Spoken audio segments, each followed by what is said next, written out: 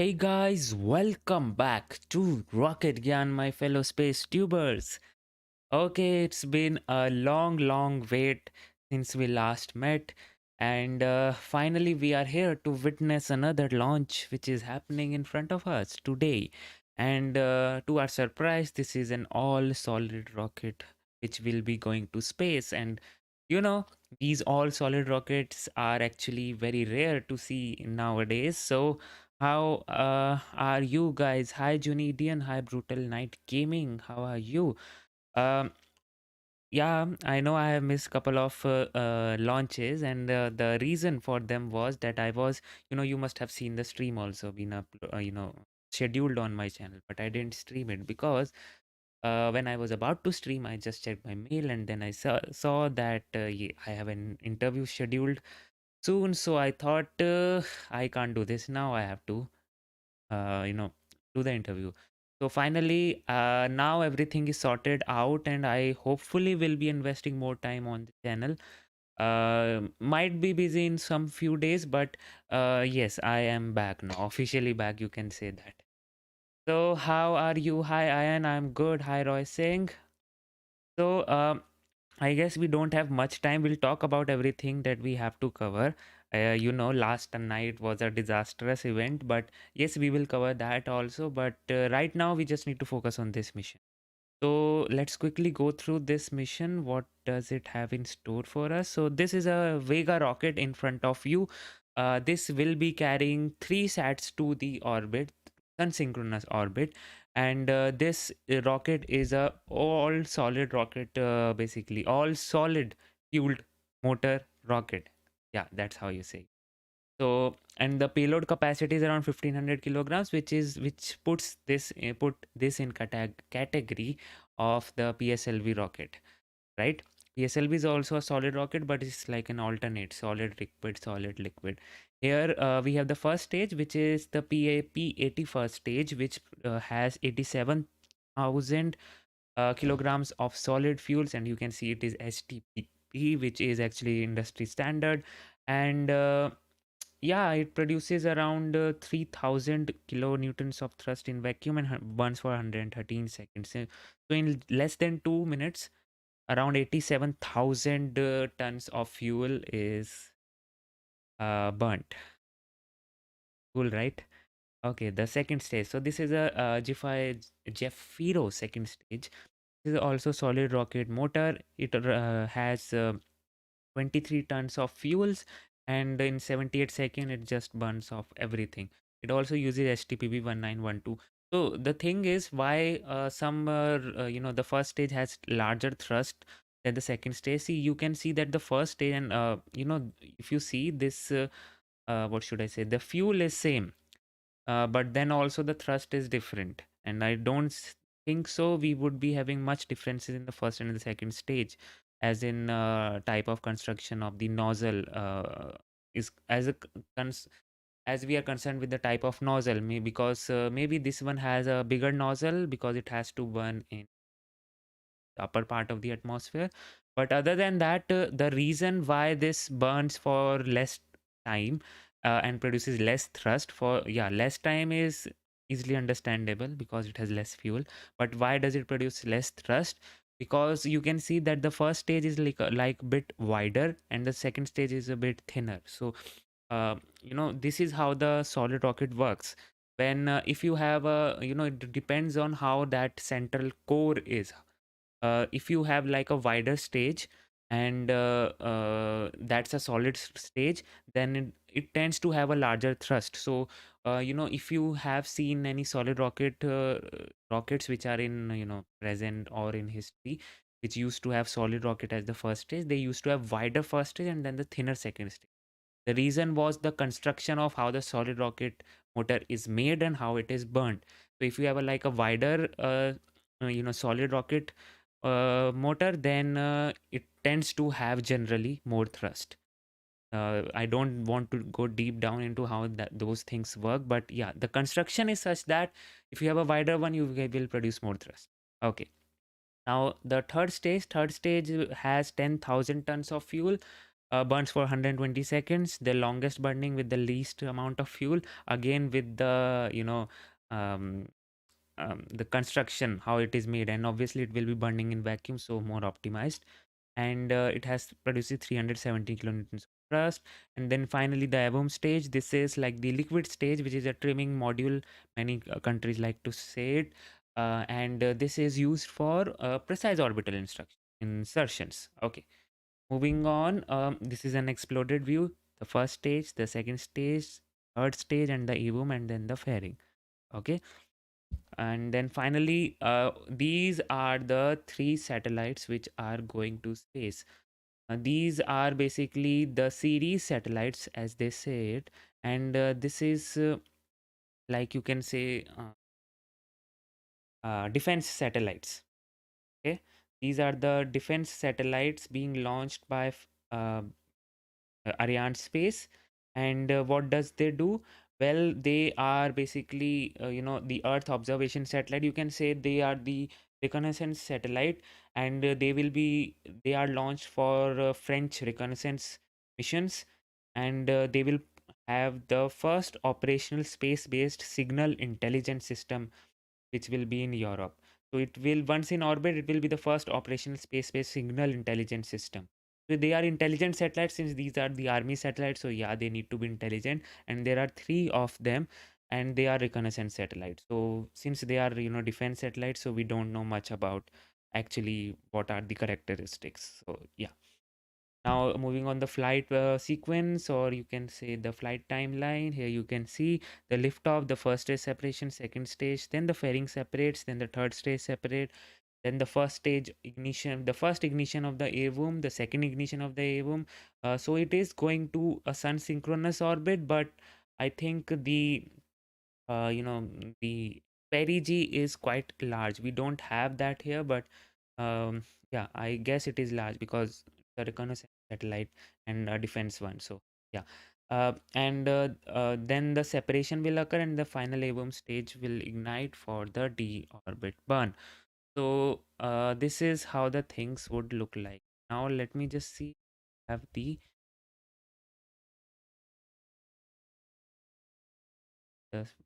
cast. Oh wow, what a quality. We will have Hervé Grandjean, spokesperson for the Ministry of Defense, and Philippe Steininger, the defense advisor for CNES. But right now, let's see what they're doing in Kourou. We have all the teams from ArianeSpace, CNES, DGA, Airbus, Defense and Space, and the European Space Agency. They're getting ready for liftoff. But we are going to be able to talk to Stéphane Israel. Hello, Stéphane. Welcome to Road to Space. Good morning.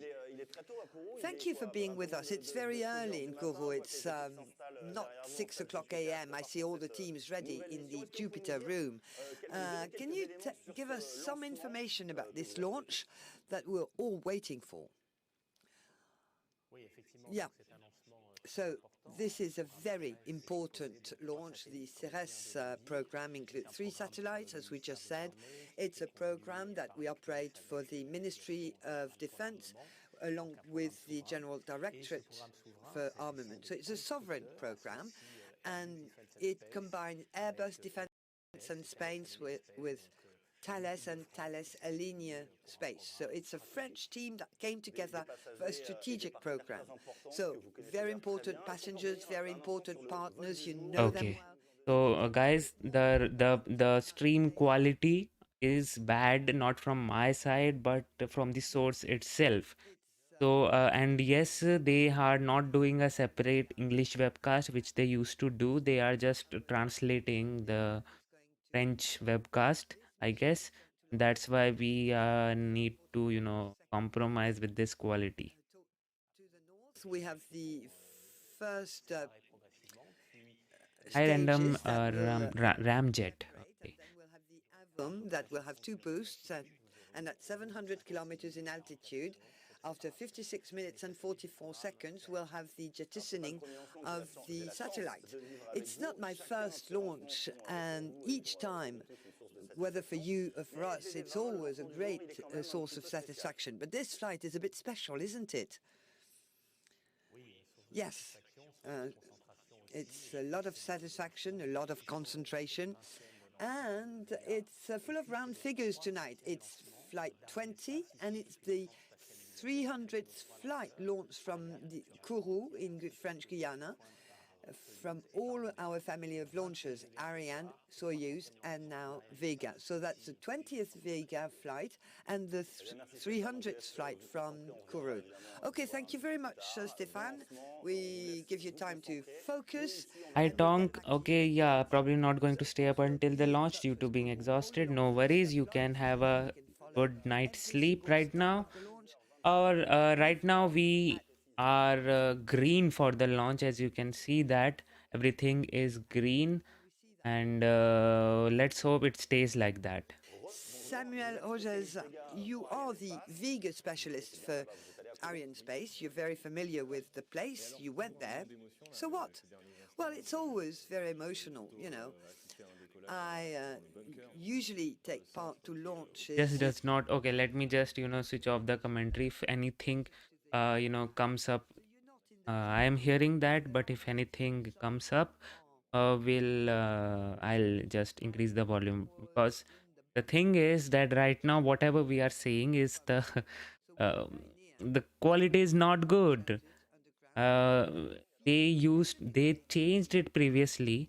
Okay, they changed this thing previously, and uh, in the previous two missions they were doing great, and then they finally, I don't know for what reason, ArianeSpace, why are you doing this again? They switched over to the studio setup, and now we even don't even have a English webcast, separate English webcast. You can see the rocket is on the pad. These are the live views, and finally, you will be seeing some launch from this no launch November. Um, the views are looking great. You can see those beautiful clouds in the background, and everything is looking green right now, as you were able to see from the board. We are go for the launch right now. We are T minus 20 minutes. Everything is looking great, and let's hope it stays green and we see a beautiful launch. It's a solid rocket motor, and it will be a great launch. So let's listen if anything else is there. Space. But this is a non-traditional, non-typical mission. Why? Well, this is a mission on which we've worked for many, many years. As Stéphane just said, it was very much teamwork coordinated by ArianeSpace, but also involving CNES, DGA, Airbus Spain, that helped us build the jettisoning system for the satellites. We worked together for many years. We carried out many verifications during the development phase, because we have a jettisoning system which we call a clip, and that's very specific for CERES. And we also worked in the avionics that were developed specifically for this mission. So we have a very narrow separation margins for the satellite, so we had to check that very accurately during the development phase. That was very accurate work for all our teams, and we're all there very focused for the success of this mission tonight. Okay, so it's highly technical. How can you prepare for such a technical mission? What's different? Well, as I said, the system is to jettison the satellite is optimized. I will tell you more about the mission during the show, but we have a network of telemetry stations, which is not the standard network. We have a boat that will acquire telemetry data along the path of the launcher. So we've accumulated various requirements that were complied with through the setting of non-standard systems, and all this required huge efforts on behalf of ArianeSpace and of our teams. Well, thank you very much, Marino. We'll be back with Samuel we're back with Samuel to talk about all this. We talked about a boat, we talked about a sea-based telemetry station. So this is an outstanding mission for all the teams. You're our expert tonight. Can you tell us the specificities of this flight? It won't follow the same trajectory. We have an animation. Can you comment this? And I learn a lot, so we should have a video animation and you'll be able to make comments on every single phase. Yeah. So it's going to be a launch from the Guiana Space Center. It will be triggered with the ignition of the P80. That's the first propulsion stage of the Vega launcher. It will push for 10 minutes and then there will be a separation order and the stage will be separated. Then the launcher will Push for 2 minutes, not 10 minutes. second stage called the Z23 and it will burn and then be separated. And then the Zefiro-9 will be in charge of pushing the launcher. This is what we see now on the screen. Zefiro-9 will work for a bit more than 2 minutes. And during this phase, this is when we jettisoned the fairing that protected the 3 satellites when the launcher was going through the atmosphere. And that's when we have acquisition by the boat-based telemetry station that Marino just talked about. Yes, we'll talk about this some more later. Okay, and with this boat-based station, we will know in real time about all the events that will come afterwards. So I'm talking about the separation of the third And this stage, happens, guys. This thing which you are seeing, in which the third stage is like pointing downwards towards the earth. You will see that happening here if that is a thing which happens today also, because this is a common sight which happens with Vega, and we'll talk about that thing. Why does that happen? And then we'll have a ballistic phase that will take us above Australia. That's when the AVM will be ignited for the second time. Then it will be extinguished. And that's when we'll have the jettisoning of the Wow, 3 CERES satellites. that's As how they are Marino jettisoning said, the it's 3 a bit sats here. specific because we have to release or jettison the 3 satellites at the same time. And all this will last 50 minutes, roughly. And then we have a last ballistic phase that will take us above Canada. And that's when we will have a last ignition of the AVM to decrease the altitude of the remaining part of the launcher and finish the VV20 mission. Thank you very much for all this explanation. We will see that live in a minute, and we are connected with Kourou, and we will remain connected to all the very precious information that you will hear from Pépin Antoine Guillaume, the operations director known as the DDO. And I'm delighted to hear that this DDO was Pépin Antoine Guillaume. And in a few minutes, he is going to announce the final countdown. But behind me, we have this green board. Can we say a few words about this green board, Samuel? We all keep an eye on it, don't we? Yes, we can say a few words about this. This board shows the status of every subsystem required for a successful launch. So here, everything is green. So that's very good news. It's a bit like for traffic lights. When it's green, you can go. When it's red, you have to stop. So we all agree if there was one line that was to move to red, we would stop the final countdown. Yes, absolutely. So at the bottom with the weather, is it important? Yes, we have 4 categories of information that we need for the launch. So at the top left, you have everything related to the base. Bottom left, this is the connection with the launcher, telemetry, geolocation, etc. Then top right, it's everything relating to the passengers, and bottom right, you have the weather. And of course, we do monitor all kinds of weather-related risks like thunder, lightnings, etc. So Okay, everything's that's green. We had insightful. the latest weather forecast a few minutes ago. Okay, so we took a look at this board, but before we reach the So green, we actually get to know about the things on the board, the sections on the board. So it is great. Oh, we have that thing. yes, because most parts of the launcher Are the arrive by sea. So they're offloaded in Kourou, then they're driven to the CSG. The first stage, the P80, arrives first with a mobile platform. It's placed on the launch pad. It's hoisted and placed in the mobile gantry.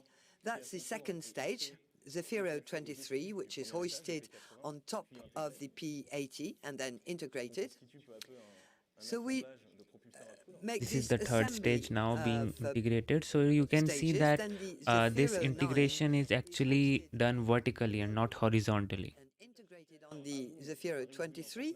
Then we have the AVM that comes in a container, and then it's integrated on top of the Zefiro 9.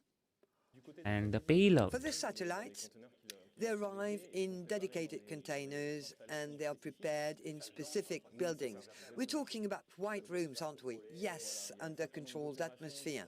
And Absolutely. And there is a when satellite leaves the factory to reach here, they are fully tested. When a satellite is reaches here, they are again tested. Each and every subsystem is tested to see if there is any transportation damage or so. So yeah, and then finally they are encapsulated inside a fairing. protect them for the next phase and for crossing the atmosphere. And that's the upper composite. The upper composite is then placed on a mobile platform. It's hoisted at the very top of the launcher. It's integrated on the AVM. All these very specialized missions, but our teams are trained. Then we remove the gantry and the launcher is ready for launch on the launch pad. Thank you very much indeed. Let's take a look at what there is in the upper part. CERES. CERES is a technological challenge, but also an industrial challenge, the result of many years of research and experiments that were carried out with DGA and CNES. And that's great because as you were commenting the video, we have Hervé Grandjean, spokesperson for the Ministry of Defense. Hello, hello. And alongside with you, Philippe Steininger, defense advisor to CNES CEO. Thank you, gentlemen, for being with us. Now, together, we are going to try and understand the issues and challenges of today's mission. I'll start with you, Philippe Steininger. You work at CNES. You are the military advisor of its CEO. What are the links between the space and defense sectors? Well, first, there is a very strong historical link, and today we can only see that there are two facts, space programs and activities, or at least most of them have dual applications, both civil and military applications, and also the defense of our societies today comes from the space, and the space cannot not be defended either. So I could say that there is no defense without space, but no space without defense nowadays. And of course, Hervé Grandjean, I'm going to also ask you to tell us more about the use of these satellites in the field of defense. What is going to be their use? Well, satellites are absolutely necessary to carry out military operations. Let me give you an example. In April 2018, we launched an operation to strike the chemical plants used by Bashar al-Assad. To do such a mission, you need in advance intelligence, pictures of the precise locations of these plants, and that's why we use military observation satellites to obtain these pictures. And when you start the air attack with jet fighters that take off from the Saint-Dizier Air Base, you have a constant radio connection with the pilots thanks to military telecommunication satellites, the SYRACUSE satellites, and once the missiles are launched, they are guided by geocommunication satellites. So you see that you cannot carry out a big military operation nowadays without this capability, so it's important to use what's above our heads. Now, let's immediately watch a video in which we're going to explain to you how the intelligence capabilities of the armed forces in the field depend upon these Okay, I satellites. think I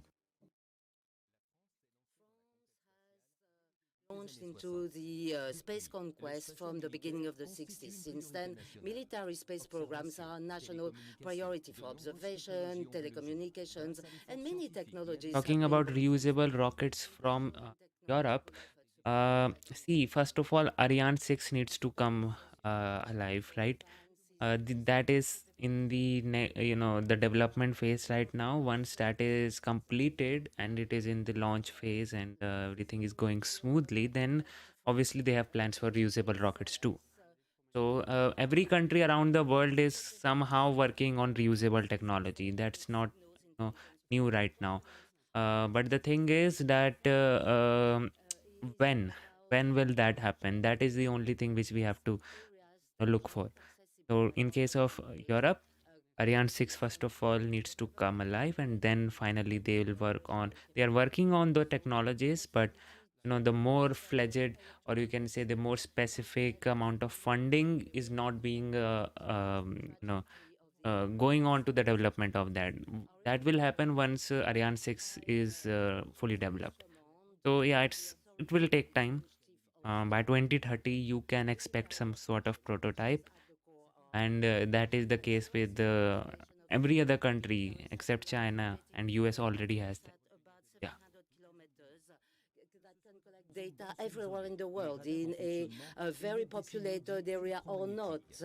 Radars transmit electromagnetic signals that are picked up by CERES satellites, and they are used to produce intelligence. It is the simultaneous use of the three satellites information that makes it possible to locate the transmitter. When a radar transmits a signal, the three satellites don't get it at the same time, but with a slight gap. And it's by cross-checking the data collected by the three satellites that it's possible to accurately locate the transmitter. The data, once they are analyzed, can provide the technical characteristics of the radar. This precious information is used by the Demeter information system that provides sophisticated intelligence to really identify the transmitter. CERES is an incredible technological adventure. It is DGA that has developed this unique system in Europe in cooperation with the Armed Forces, CNES, and industry. To develop this system, we've had to really take up a lot of challenges. It's a real technical prowess, and we made progress step by step thanks to 4 demonstrators to test the orbits. The first demonstrators, CERES and Clémentine, showed that it was possible to detect radars from space, and the next one, Asa and Elisa, helped us develop new technologies that will enable CERES to characterize and locate accurately all types of transmitters, and that's how the CERES program could be launched in 2015. This was done under the leadership of DGA in partnership with the Armed Forces, CNES, and Airbus and Thales. All these demonstrators validated all the technologies that are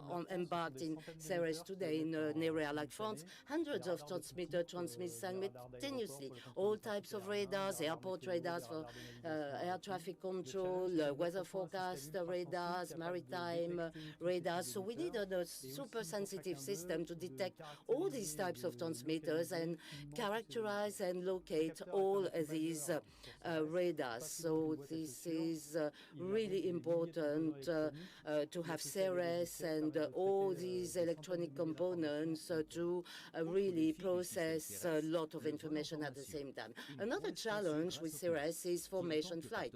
Another prowess achieved thanks to CNES, and they are responsible for the ground segment and also for station keeping. In order to obtain these performances, you have 2 very close orbital planes, and the satellites are injected simultaneously by the launcher on these 2 planes with specific maneuvers that require several months of work. After that, the satellites are maintained precisely in this configuration. So it's an industrial and technological prowess, the result of all the investments made for years by the Ministry of the Armed Forces, which increases considerably the ability of our forces to collect intelligence on theaters of operations and to enable France to take better decisions. Okay, so I think, see, again, this is the problem with the webcast. Minus 3 minutes until the launch, no pictures of the rocket, which they improved in the last two missions. But I think they would have gone with the same webcast for the English as such, but they are right now translating the French. So I think there is a, availability issue that English person. So we'll have to wait and see. Right now, everything is green. We are go for the launch. You can see those that green board behind them, which is a great sign since there is no red light, so we don't have to stop. Everything is looking great. Vega, as you can see now, we have the live views also. The weather is looking great.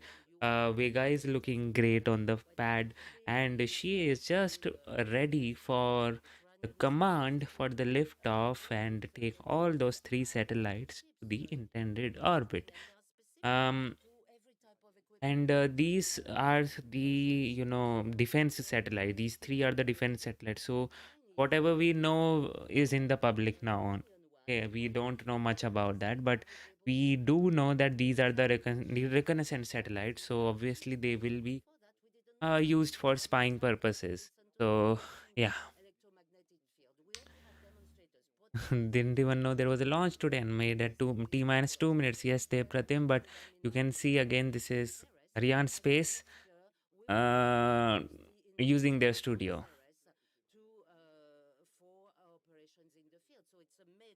and translating their French webcast. So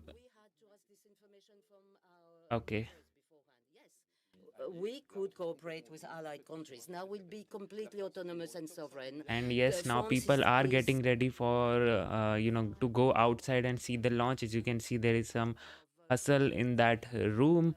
Although the fish bowl is soundproof, no sound comes in and out of that room. So any hustle there, the mission control is safe and sound. And now we'll have to listen to the mission control. less than 1 minute, and it makes it And we have possible to less than prepare one all the minute teams left. to the most important seconds. I asked to Vinayagar space. 1 minute, so it's the period during which So everybody's guys, very right now we are T minus 1 minute. Everything is looking great. Here we have the live views, and the vehicle is looking great. We are green for the launch. The weather is standing up, and let's hope we can witness a beautiful, beautiful launch today. This is a all solid rocket, rocket, all solid rocket.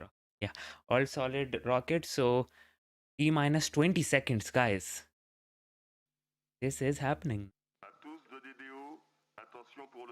T minus 15, 14, 13, 12, 11, 10.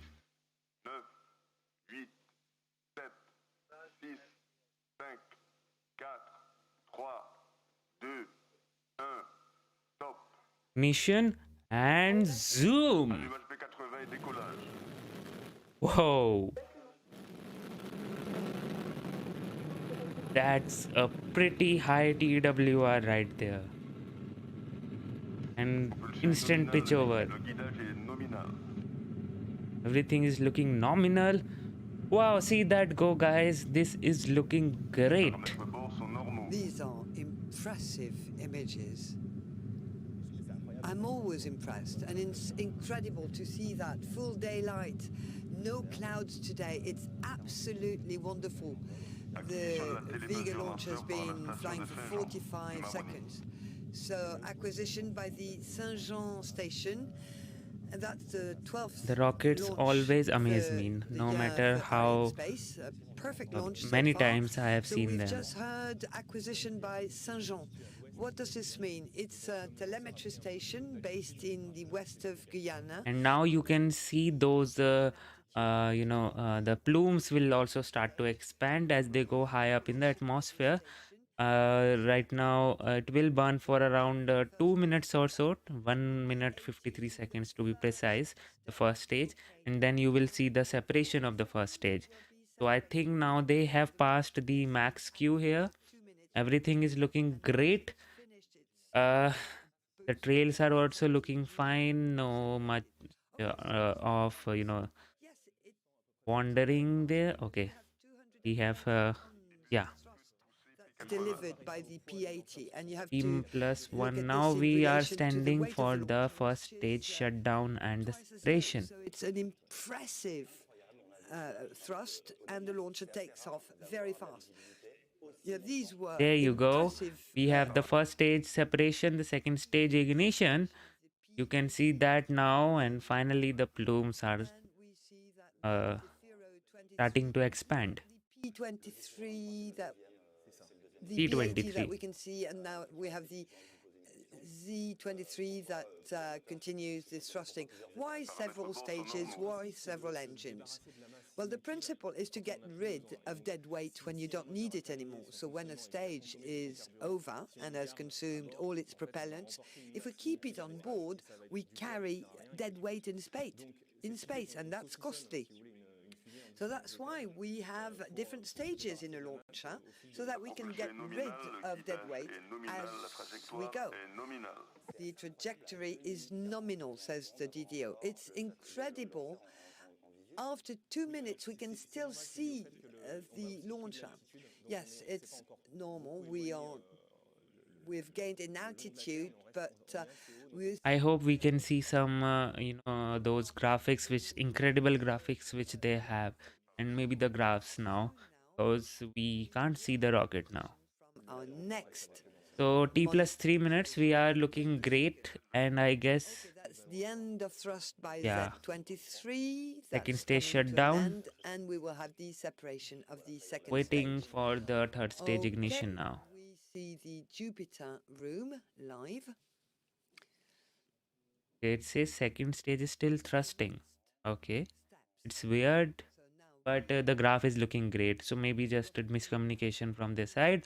There you go, the second stage separation, Stage waiting for the third and stage the ignition. ignition of the There you go.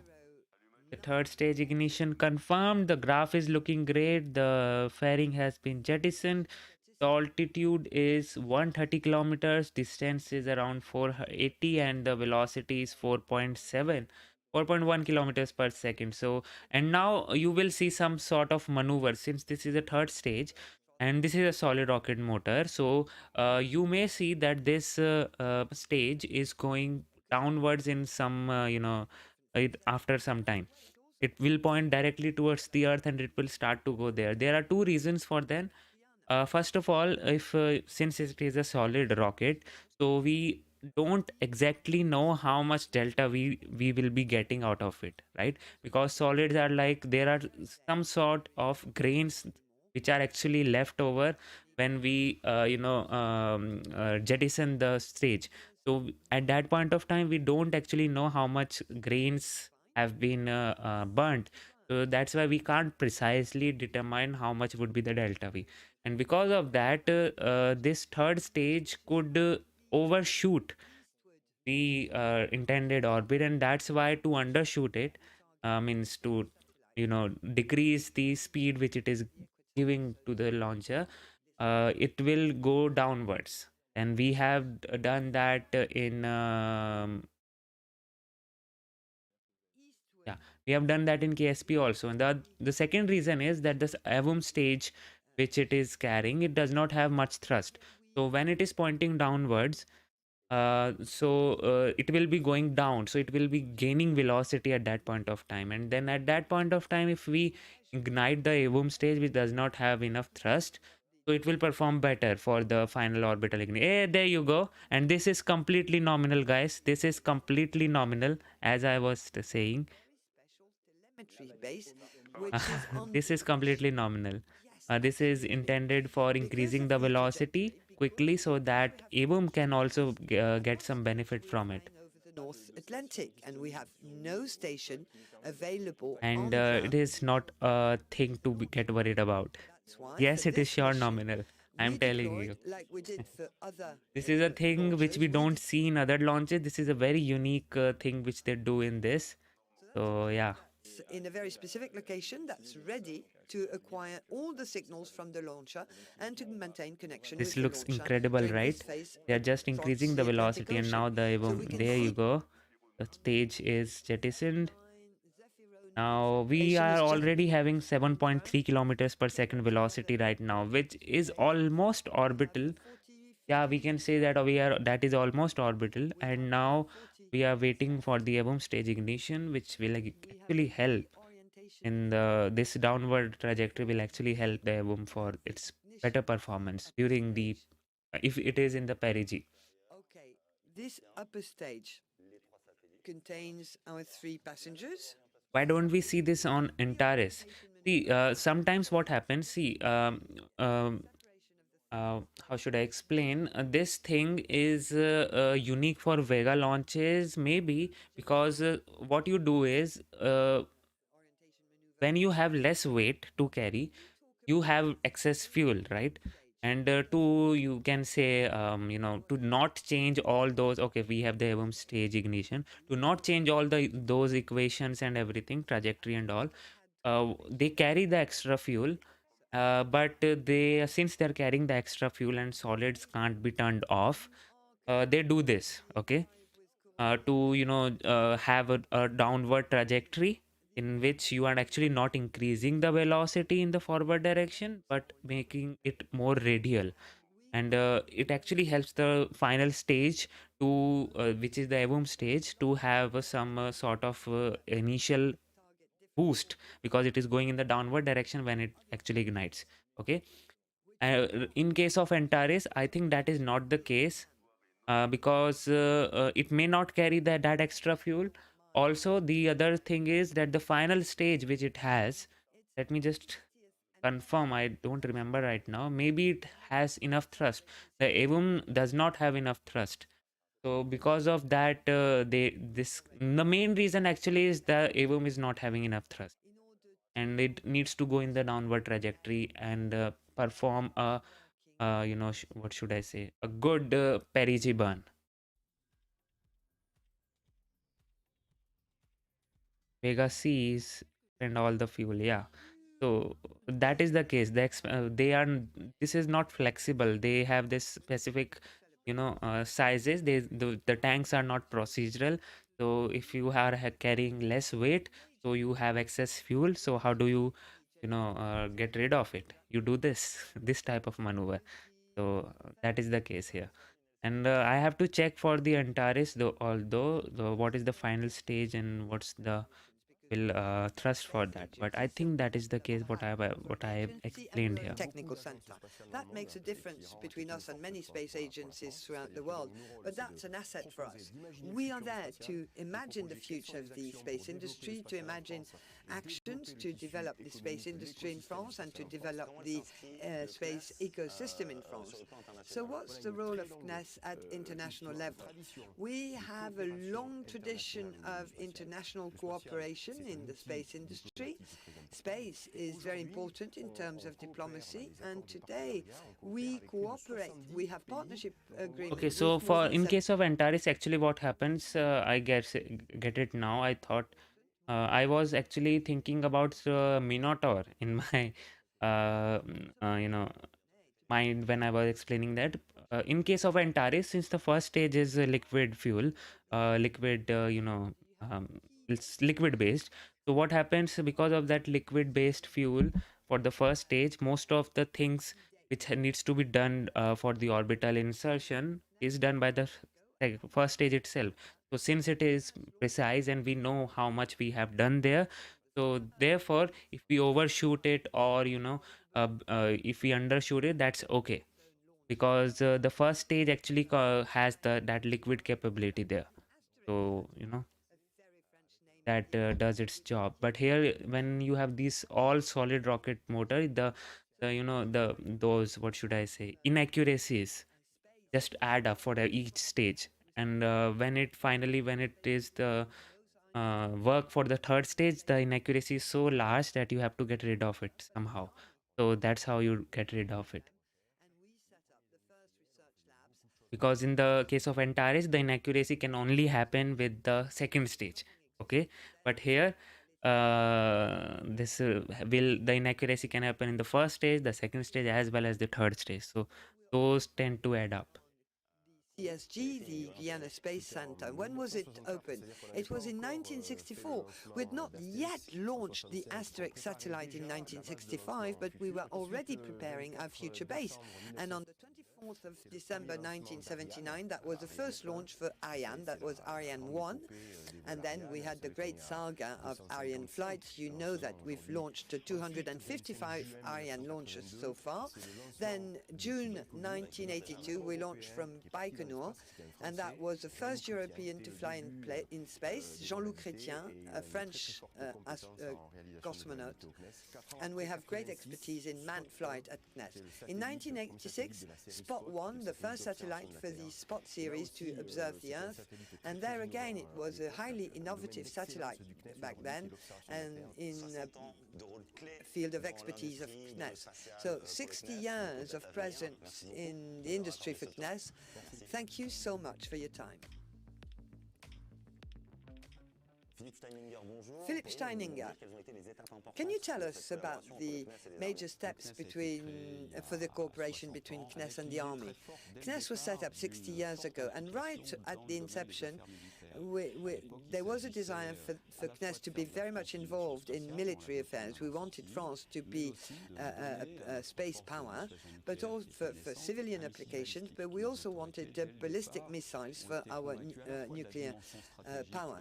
So public authorities were convinced of the usefulness of space and of a strong connection between space and national defense. So CNES is a key player in our national defense. Yes, in our space national defense, for the monitoring of space, for conducting space military programs, and CNES paves the way for the future. Almost, all those rockets which use solid fuel, they use industry standard solid fuel, which is HTPB. So that's the industry standard. Almost all countries and orgs use that, if except for military, because military have that missiles, and they have extreme thrust to weight ratio, and they have their patented fuel which can't be used anywhere else, which can be seen in Minotaur rockets, because that was ICBM at first. So that uses a different fuel. But other than that, all the commercial rockets which are flying today, I guess they all use HTPB, if I'm not wrong. But most of the time, industry standard is HTPB, and this one uses HTPB. We can only pay tribute to the decision made by our politicians 60 years ago. They decided to turn France into a space nation. And how many launches does it do? The hard one. See, it's not very active like SpaceX. Okay, I would say it is between ULA and SpaceX. It is not as inactive as ULA and not as active as SpaceX, but it is in between both of them. So probably maybe 7 to 8 launches a year. So yeah, and that is because of, and they actually have increased their flights because of the OneWeb satellite launch which they do. So because of that, their launch frequency has increased tremendously. We are in the north of the Atlantic Ocean. That's the end of the AVM phase. The AVM. So you can see right now, say the thruster is actually thrusting, but see how low the thrust of the AVM is. It is thrusting for so long, and now you can see how the speed is not increasing. It is increasing, but at a very low speed, low rate. You can say that. So yeah, and we have the switching off or shut down. It will separate the series, if I'm not wrong. No. It will again ignite in 59 minutes, T plus 59 minutes, and then separate. Taking us all the way above Australia. We'll have no stage ignited anymore. We'll be just flying all the way to Australia. Okay, the announcement that was made said that there is loss of contact with Santa Maria. Sorry, we are in the dark. Yes, we are, but it's all normal. It's nominal. That's something that we know. We expected that.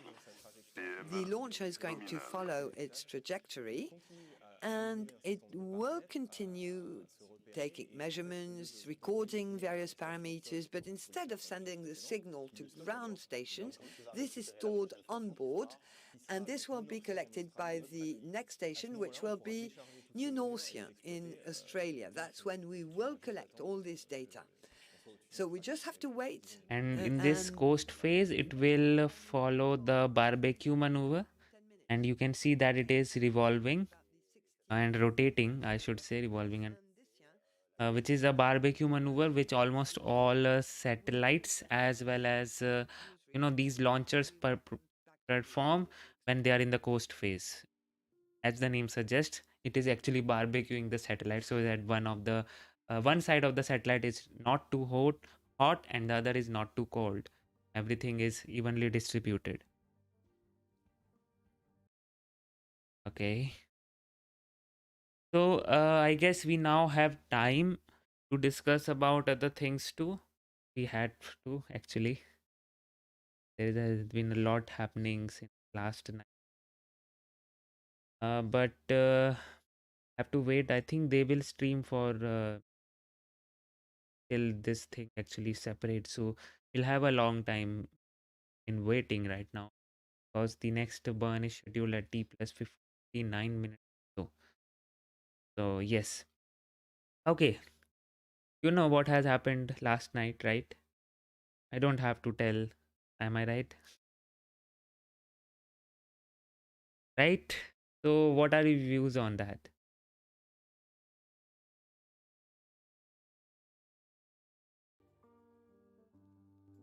Do satellites also use RCS to reorient themselves? Yes. Um, some of them also uses those wheels, reaction wheels for the orientation, but yes, they do have the RCS. This is the thing which is necessary for attitude, determination, and this is what we call as ADGS system, attitude determination, and is the full form. I don't, but yeah, that is one thing. This is a subsystem which is absolutely necessary for any satellite. Have reorientation is necessary. What does it mean? 10,000 people working for the Ministry of the Armed Forces. Let me give you a comparison. You have a break between the semesters. See, this about how should I explain this one? Yes, I do have the break, but this is like my final year in college, so this is not a break for me. And I will remain busy for a lot of time, lot of months now, but right now I am bit free. So I hope I will recover on whatever launches I have missed, as well as make some videos if I can. So yes, that is the case. And talking about last night, if we don't have anything interesting happening here, we can talk about last night. Just a Collects all the military requirements and listens to the forces about what they want to do in the field, with what type of armaments, and then they draft specifications, which is what industry is going to manufacture, and then they will work with big industrial groups and SMEs as well, and write the contract, negotiate, say what they need, and obtain the equipment before delivering it to the armed forces. So it's a collaboration between the military, the soldiers who wage war, and industries that make the equipment. So DJA is in Ballard, in Paris, but also in many test centers. We have about 10 test centers with highly qualified engineers that work in these test centers. If you go to Normandy, close to Paris, there are people who draw the propellers of our nuclear submarines. In Angers, people test new armored vehicles on special tracks to make sure that the equipment that will then be used by the soldiers in operations meets its performances. And you have a specialized center in Toulouse as well, yeah? Absolutely specialized in airspace now. Why Toulouse? I know why, because, well, they there are many of you working with space. Well, Toulouse is the beating heart of the space business, and we decided to locate the Space Command in Toulouse when we decided to set up this defense space strategy. We know that satellites are important for this strategy. What we haven't said is that space is becoming a conflict area nowadays. Spies are trying to listen to our satellites. There are firings against satellites that create debris, and that happened very recently. Yesterday, there was maybe a Russian firing, destroying a satellite. So it's very topical. So space is becoming a field of conflicts, and we need to prepare to wage war in space. That's why we have prepared a space defense strategy, which includes developing equipment, nanosatellites, etc. But also there is an operational aspect. How do you get organized to wage war in space? So that's why we've set up a space command that will be located in Toulouse and coordinate with CNES. There is Thales as well and many SMEs, and there will be a coordination there. And it's Toulouse where all this is happening. That's why it was so important for us to locate it there. So I met you at CNES in Paris, but you're also based in Toulouse. Can you explain the role of CNES? You don't only work for defense, but you've had a long collaboration with them. Yes, CNES is a public establishment with an industrial and commercial aspect, and its role is to propose space policies to the government, and once it's approved by the government, CNES implements this space policy, which leads us to having many activities, scientific ones, in defense activities, but also special space applications as well that take us very far. And that's why CNES is under the leadership of different ministries, the one in charge of space, in charge of research, and the one in charge of defense, the Ministry of the Armed Forces, which shows a very wide scope of activities. So what is each of these organizations' role? Is there manager? Are you involved in operational matters? Yes, CNES has three main areas of Okay. intervention for the So will benefit of you do the live stream on SLS? Yes, I'll do. In fact, we have some interesting launches coming up in this November only. And the most interesting one is the DART mission, preparation of the uh, future. The third one the is double more asteroid redirect. oriented. It's They the say use of the space double subsystems, asteroid redirect. What T and stands for? that's I space don't know. operations. And But that's a DART mission. fourth, Literally, we are use the armed actually, forces to help banging one asteroid with the satellite, and we'll try to we've redirect it. started developing So new that's a space very interesting mission, which will come up in just 7 days from now. in the field of And before space, that, we'll have that as and lovely, lovely, knows lovely launch of the Ad Astra rocket, which we saw previously what it did. to help And we also have a Rocket Lab Electron launch. So these are the things coming up. And yes, I do cover almost all the launches. So I'll cover the SLS, and most probably, those important launch, I tend to not miss out those ones. So It's yeah, important for us, yes. Well, there are three to satellites lock that down we a have manual. Okay, launched. so you Once we've need some update on that. developed the Cool. equipment in partnership with the Ministry of the Armed Forces at CNES, we need to guide these satellites. Till now it was CNES Yes, they are not that saying did something. it, but now we want military men to also guide these satellites because they will be involved in military missions. So it's a joint mission. And again, we thank CNES to help the Ministry of the Armed Forces in this activity. But in the future, the CERES satellites will be led by mixed teams. And that's a very interesting idea. You don't imagine that you need to pilot satellites, and they fly information. We're going to watch a video to understand how these three satellites are going to fly information and understand better in this Okay, video. let's have that only.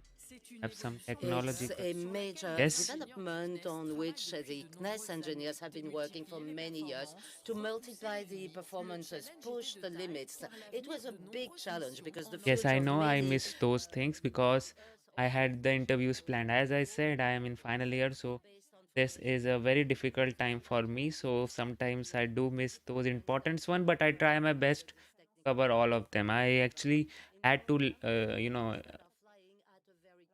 at last minute, I had to change my schedule. So yeah, that is a thing. Of a series of satellites that can have different designs that are scattered No, that was not, that's what I was talking about. That I made it private because that was a last minute interview which I got scheduled, and I had to literally study for that. I had like interview in when I made that video privated after the launch. In 2 hours, my interview was scheduled, so I actually had to study for that. So yeah. given moment. In a formation flight, you have a local coverage of the Earth at a given time. Satellites are the last part of a very wide project that started See, with this will the not orbiting happen once I pass the college. Once that is done, I'll invest more and more time here. for formation flights, started studying that a long But right time ago now, with research. hopefully, I'm free. So let's see. And that led to the first project, the ESA Beehive project, the formation of 4 microsats in the Myriad series, Okay, 120 so kilo. the thing which was hanging out of this satellite were the, if I'm not wrong, the gravity. What are they called? Gravity daughter? I don't. But they are actually used to reorient the satellites. Yes, those things which you were seeing can be also be used for reorientation of the satellite, or you not reorientation, maybe locking the satellite to one place, maybe to just look at the earth all the time. Those strings can be used for that, and CubeSats use that technology, and it's all physics. Someday I'll discuss about that also. Its station, it was very good for the CERES mission, but also to test the instruments that showed their very good capacities. What was important in ESA and ELISA, the precursors of CERES, was the ability to demonstrate the performances, of course, the life cycle, and what we could achieve with such a formation. These two demonstrators made it possible to strengthen up the requirements of the CERES program in terms of formation flight. The satellites are now closer and the geometry is maintained in a more accurate way. Flying satellites in formation is a very difficult exercise, and it is the result of long years of R&D work by the CNES engineers. The challenges that CERES is posing after the two demonstrators, ESA and ELISA, are as follows. We could ask ourselves why 3 satellites. We saw that a formation is very interesting, especially for electromagnetic intelligence, because it locates targets in the ground. So you use the principle of triangulation. You need 3 satellites to implement this principle of triangulation and locate the sources precisely. So in CERES, we have 3 satellites in formation on 2 planes, the east and west plans. Compared with the demonstrators, of course, they are bigger, more accurate, closer. It's true that the technical challenge was the ability throughout the duration of the mission, which is quite long, to maintain this specific geometry that is absolutely necessary for the mission to be successful and to achieve the performances you want. That's why this technical challenge must take into account robustness and all the dangers that may happen to 1, 2, or 3 of the satellites in the formation. This formation flight technology provides better accuracy in location, which is a major progress for mastery of the space. We were talking about something when we were watching the video. We'll get back to the name you give to satellites because that must be fun to understand. But let's refocus on this formation flight. So, Philippe, sorry, but we're talking about autonomous cars today, and all of a sudden, everybody thinks it's amazing to have satellites flying in formation. Why is it complex? Well, before it's complex, it's a must. This CERES system is going to be able to locate an electromagnetic radar on the surface of the Earth thanks to a triangulation technique. So each of these satellites will receive electromagnetic waves from the ground with a small gap in time. Gravitometers, no. They are not actually a device. This is just a simple string with a mass hanging onto it. That's it. That actually helps in locking the satellite towards the Earth. Most of the CubeSats, which are which what should I say, uh, are the Earth observation one. They don't have reaction wheels. They tend to use this gravity. Uh, what is that word? The is that gradient? Yeah, gravity gradient. That is the thing. They use the concept of gravity gradient for locking up the satellite in one place. That's a very very interesting thing which I came across when I was studying, looking up some research papers and all.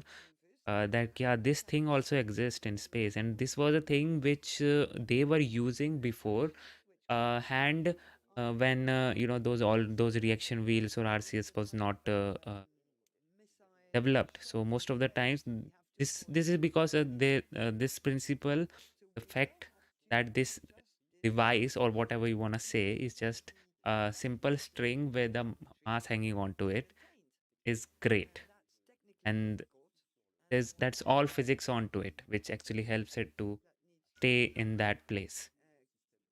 Present at all time, because each time we will use the propulsion system of each individual satellite, so we will use fuel, and this has an impact on Prediction the on overall life of the C52 is system. very very prediction of every other ISRO launches. Obviously, I can't do but that. also to I'm the sick of what's it again, now.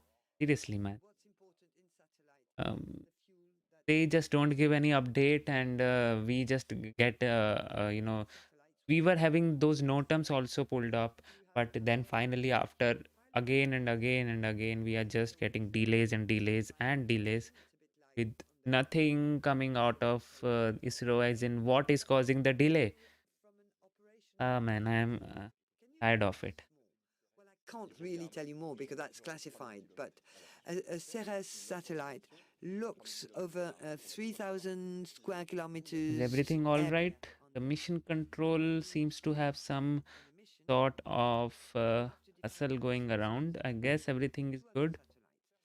We have sensors at the moment. We have planes that give us intelligence. We have buildings that are listening in with big ears.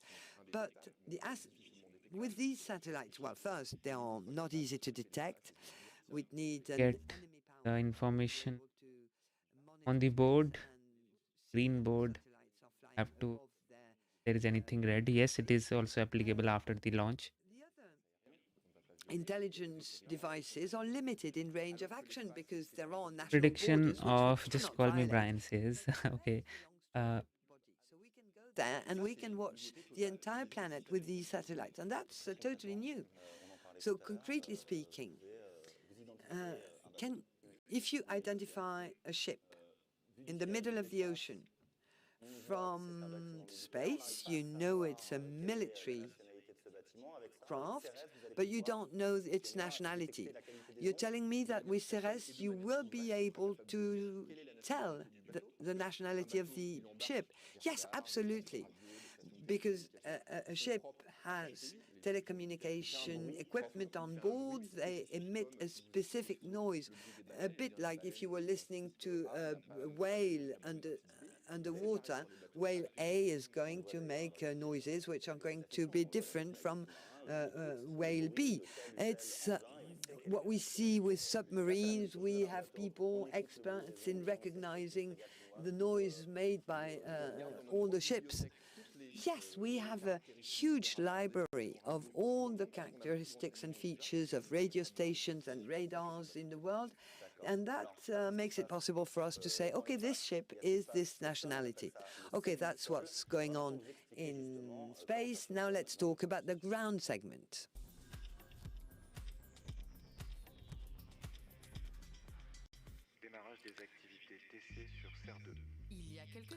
A few weeks ago, at CNES in Toulouse, this is the room where we had a dress rehearsal, a very important one for the CERES program. This is the main control room for the launcher. It's a very important room. It's only used for the satellite mission, for placing the satellite in position. So this room is used to test the ground segment and to check the organization before the launch. When the space segment is composed with satellites in space, the ground segment covers all the means that are needed on ground. I'm in charge of the ground segment for the CERES mission. This includes the control room, so that we have visibility over the satellites.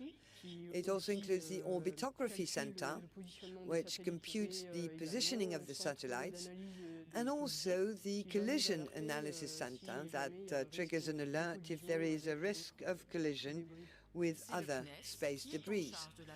CNES is in charge of the ground segment part for the CERES satellites.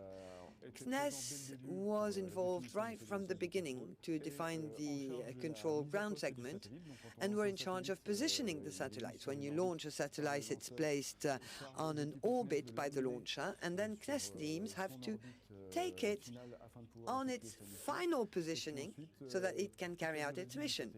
And then, during the entire life of the satellite, we're in charge of monitoring the operation of the satellite to maintain its operational status all the way till deorbiting. All this is operated by the Space Command, which is in charge of programming the satellite and collecting its data. Over the last few weeks, system tests, including dress rehearsals, have been quite numerous at CNES. On va attaquer le passage 3.2 avec, comme d'habitude, le dump du CELT et des paquets de store pour que le zoom s'arrête au bout de 30 minutes. Donc on sera bien avant le passage suivant. You need to understand that we have various dress rehearsals which are carried out during the development of the project. The dress rehearsal is kind of a practice run for the teams to make sure that they're ready for the launch date. And in one of these rehearsals, we inject anomalies on the satellites or on the ground segment. We simulate problems to make sure that people know how they should react to such and such anomaly and carry out the proper actions, carry out the right analysis in order to ensure the proper positioning of the satellite.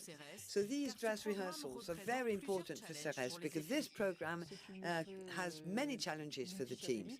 Yes, it's a multi-satellite mission, so we had to have a control room that was capable of managing 3 satellites in a coordinated fashion. They are interdependent. They fly information. It's also a very touching moment for engineers who develop these systems. Yes, we get involved in the project many years before the launch, so it's a bit of a stress, but it's also very moving. It's a great satisfaction to see the concrete achievement of everything we've done for many years. Okay, on board everything went fine, all the procedures were run smoothly. Once the rehearsals are completed, the teams await for the launch with great impatience. What's very significant is the first acquisition. This is where we check the satellite and its status, make sure that all the equipment is functional, and once the satellite is in nominal position, we bring it from its injection orbit to the target orbit where it's going to carry out its mission. And that's for a few months after the launch. That's crucial before we can hand over the satellite, a fully operational satellite, to the armed forces. Once all this has been validated by CNES teams, the mission of CERES, operated by the Space High Command, will start. the leader of the CERES program is very dear to Patrick Lelouz-Rand. CERES is a program for defense. It includes a large number of innovations, 20 years of work and 20 years of research. CNES is a partner of the Ministry of Defense and has been for many years. And it's great to be able to work in a national framework and to contribute. Okay, call me Brian. Says about the prediction of Starship orbital test. SpaceX will change the industry forever if that happens. We have a replay of the liftoff. Okay, let's watch the replay first So of all. it was quite impressive. We have a brilliant sky. Let's take a look at the liftoff that took place 41 minutes and 46 seconds ago in Kourou in French Guiana.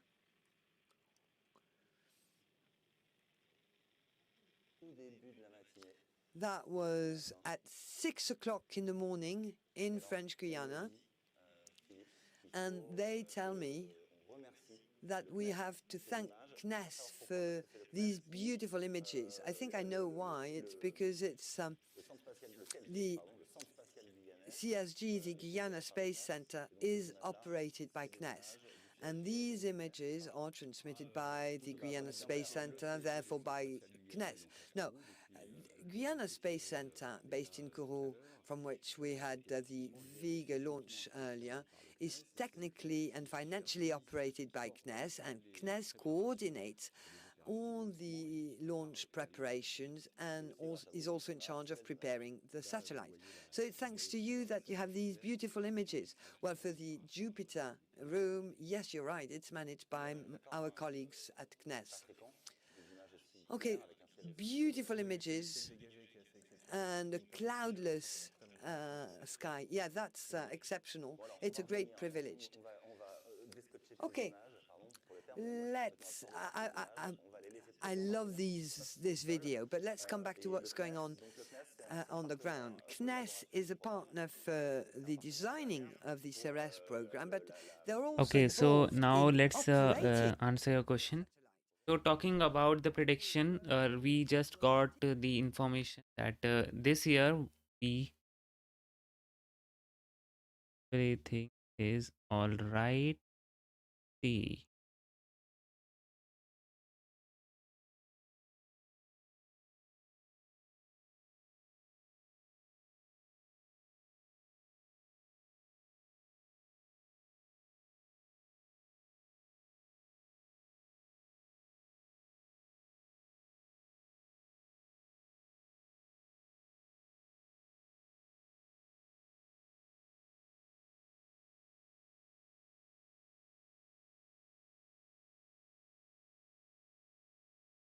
Armies will take over, and CNES is currently training military operations.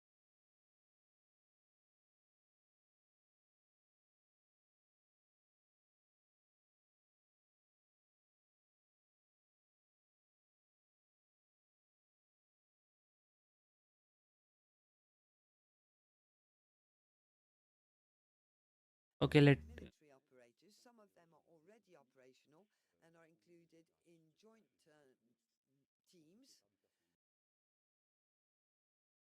let me see what is happening. Special operations. These joint teams include CNES. Know what is happening. Not good.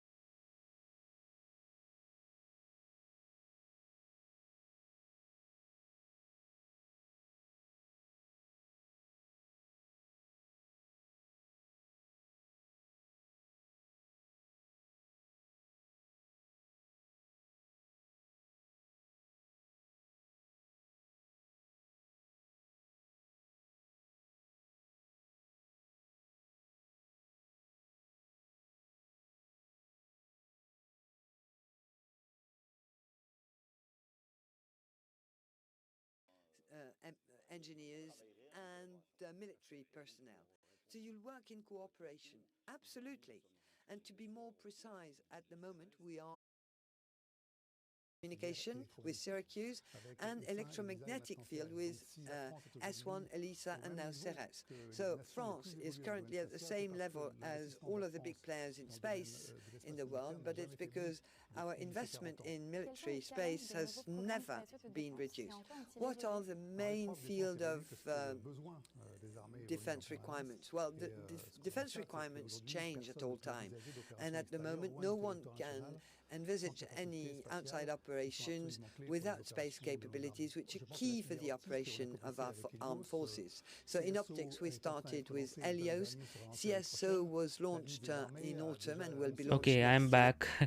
Finally, after don't know what happened with my router. This is causing a problem lately. I think I have to replace it.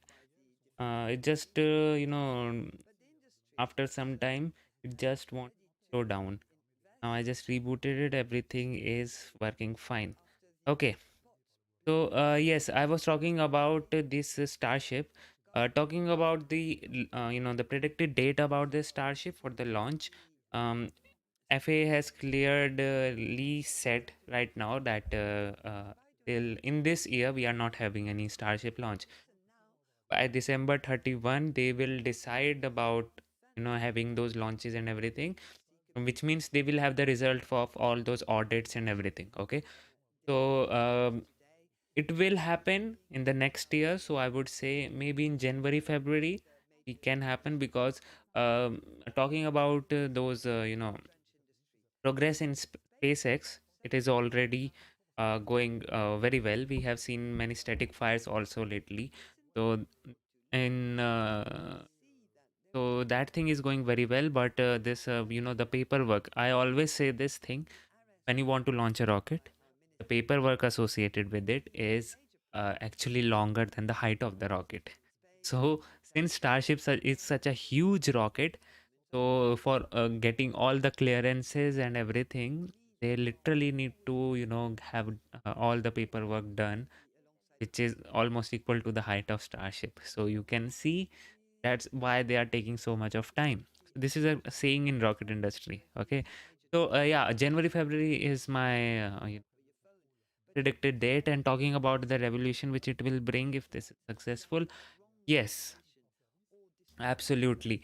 Maybe after Starship is fully operational, we can even see that Artemis is for Artemis SLS will retire soon, because we just saw some audits from the the SLS, the Artemis program, like what would be the cost for that.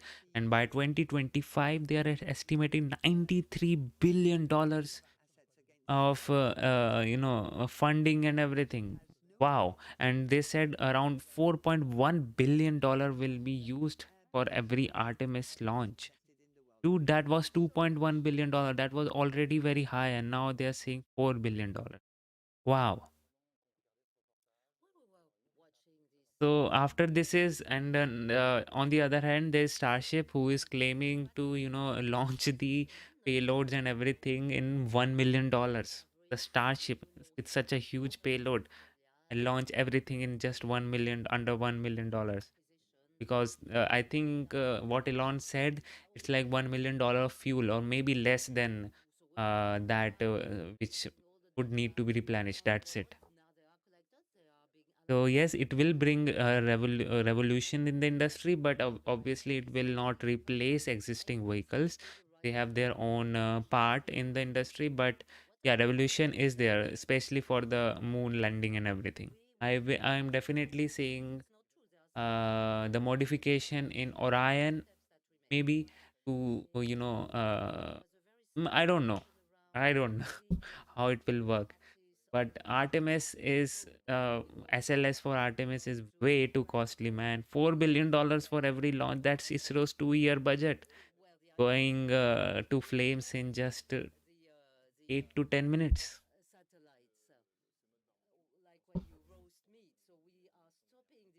Mode, that's what you're seeing in the animation on the screen, and we reorient the launcher to reignite for the second time the AVUM to guarantee the orbit before a separation of the Okay, so satellites, now which the is to say separation of the satellite everybody is in about to orbit. come. This time, Oh no, so first of all, first ignition will happen and then the yes, separation. and its specificities. What are the main characteristics of this upper stage that hosts three satellites? We see on the screen that it's the black part above the AVUM that carries the three satellites. It's a structure that was developed specifically for the CERES mission with two purposes. First, fit the three satellites in the fairing. It's a very small space. We saw on the integration videos that this is difficult to do. And then separate the satellites, the three satellites simultaneously, and then progressively remove them from one another. It's a very important challenge. So from a technical standpoint, developing this smart structure that can simultaneously separate the three satellites was a challenge. It's called the clip, and it's a mechanical separation. There was propulsion, and then there will be a mechanical separation with springs, or is that too commonplace? Now, we've had confirmation of the second ignition of the AVUM live, but to answer your question, yes, we are releasing the satellites and pushing them, and we control the thrust thanks to springs that are adjusted specifically for that. We're going to see this separation in a few minutes, but before that, we are going to hand over to Daniel Andover, who is the launcher's director at ESA. Freedom of action in space requires independent access. Independent access from the European territory is essential, in particular for security and defense payloads, whether we're dealing with recognition, intelligence, navigation, and positioning, or secure telecommunications. It is an essential contribution to the geopolitics and strategy of the European continent. Tonight, we're launching CERES on board Vega. It is a unique opportunity to demonstrate once again how much Vega and Ariane contribute to the capacity of Europe to take autonomous action in space. Immediately after the launch, we'll focus on the qualification flight of Vega C. Vega C, at a similar cost as Vega, will make it possible to carry payloads up to 2.3 tons and to double the volume in the fairing. So I'm waiting impatiently for the technical qualifications to be successful, to start the flight camping and launch Vega C to new orbits, which will be possible 6 months approximately after this current launch. So we'll meet again in the spring 2022.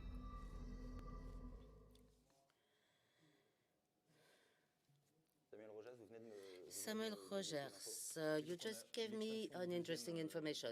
So the second AVUM boost was shut down. We've had confirmation of that. What is the next step? Next step, well, in 1 minute, a few orientation maneuvers before separation of the three CERES satellites. Here we are seeing 3D images, but they represent the actual orientations. And we're listening to the DDO making comments on this particular maneuver. Well, I forgot something. That's very wrong. Well, Pépin-Antoine Guillaume is commenting all these crucial steps and guiding us in this mission, telling us where we are. I forgot to say that. I'm sorry. I don't know whether I have the right time codes, but I think it's going to happen very soon now, this separation of the satellites. Yes, in a few seconds. This is happening now.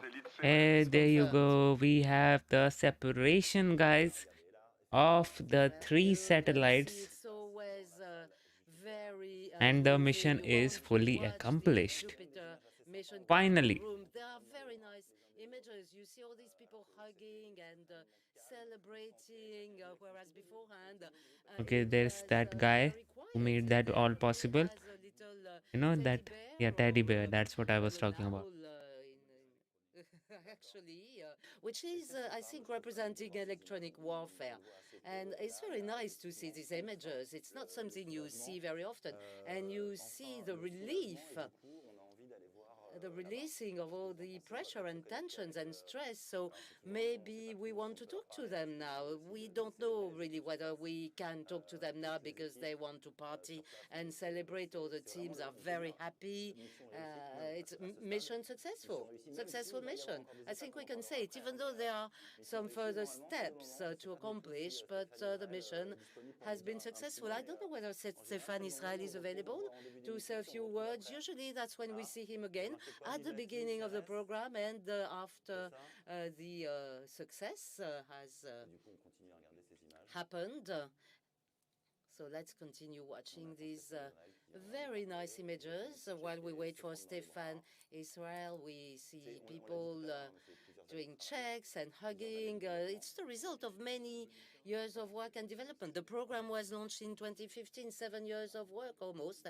That is ending today with a success. That's why all these people are so happy, and it's a successful part of the French defense policy for the next few years. Well, the life cycle of these satellites will be about 10 years. There will be a next generation afterwards, but it's an important part of France's sovereignty that was just confirmed to enable our forces to take action without asking for anybody's opinion or help. So we Okay, spent guys, about I think we should move on now. We have the success. So finally, we have seen that all the three satellites are there in the intended orbit. And yeah, first of all, we'll listen to Stefan okay. first. So now you can smile. You're allowed to smile. Yes, hello again. So you can breathe again. Mission successful. The mission was a success. Everybody around you seems to be very happy, of course. Yes, you know that each launch requires a great deal of concentration. We were waiting for this separation. It happened now. We need to perform satellites acquisition, but ArianeSpace carried out its mission perfectly for the sovereignty of France. Hervé Grandjean is here. France Parly, I'm sure, is watching us. We're very happy after Syracuse with CERES to have worked for the Ministry of the Armed Forces today and for France's sovereignty. We are all very happy on the set. Samuel Rogers is happy, as well as Hervé Grandjean and Philippe Scheninzer. It's a very nice track record. Maybe a few words about the next missions, or maybe you want to add a few words about this one again. Well, allow me to thank our customers, the Ministry of the Armed Forces and CNES, greet our partners, the manufacturers of the satellites, Thales and Avio, which is our prime contractor for this launcher. Well, it is a European partnership, and I wanted to congratulate everybody for this success with ArianeSpace teams. Well, now can you tell us a few words about what's going to happen in the next weeks and months? There are several missions that are under preparation, I believe. Well, you know that it's a very important year for ArianeSpace. 15 launches. Galileo will be the next one on December 1st, on Soyuz James Webb on December the 18th. You know that it's a huge responsibility that was entrusted to us by NASA, that entrusted one of its major projects, the telescope, and then a OneWeb launch on board Soyuz from Baikonur. And well, thank you for all these clarifications and for your time. The dates that you have given are now penciled in our diaries. We will be with you to follow these launches. Thank you, Stéphane. Have a very nice day and enjoy this success. There is still acquisition to be done, of course, but I'll let you enjoy the day. Back to the stage and the set. Yes, Okay, Stéphane. so I guess he is very happy. Obviously, he will be, but the next one mission which is coming up is the the major one which is coming. The major, I should say, mission of this decade at least. Um, Carrying the JWST, the intended orbit. Ariane 5 has to do that job. And most of you are wondering why out of nowhere Ariane 5 is selected, not Falcon 9, Falcon Heavy, or those interested vehicles. Why JWST is being launched on Ariane 5? The reason is its fairing size. The fairing size for Ariane 5 is very huge, as well as wide, and it's so wide that even when JWST is encapsulated in the fairing, it is still not able to fully fit inside it. They literally have to do some, literally have to, you can say, shove it inside the fairing. I mean, obviously they are not doing that, but uh, you can get to know what I'm trying to say. So yeah. And now let's talk about the things which you are discussing. Yes, and says with the increase of the launch from 1 billion to 4 billion, will NASA scrap SLS? See, this will happen eventually. Talking about congressmen, they will see that this billion, the $3 billion, or let's say $3 billion, are being used up for every launch, and they will see SpaceX, who is like doing it under $1 million. So they will obviously say to NASA that these are the things happening. NASA need to answer that. If NASA can answer that question correctly and satisfactorily to the congressman, then the budget will keep flowing. Otherwise, soon NASA will have to reconsider their plans, because I can see that happening. See, this won't happen if the SLS was the only rocket flying to space with that capability. But now Starship would also have that capability, so I can see that comparison being made, and because of that, maybe NASA will be forced to scrap SLS, but not very soon, because once the lunar Starship is ready, not the actual Starship, lunar Starship is ready, then we can see some sort of those things happening. So yeah. I was here 3 weeks ago for the launch of SYRACUSE, and we've been saying it for What if SpaceX shared the landing booster options to adding the ability of India to launch things cheaper and more efficiently, consistently safe than any other?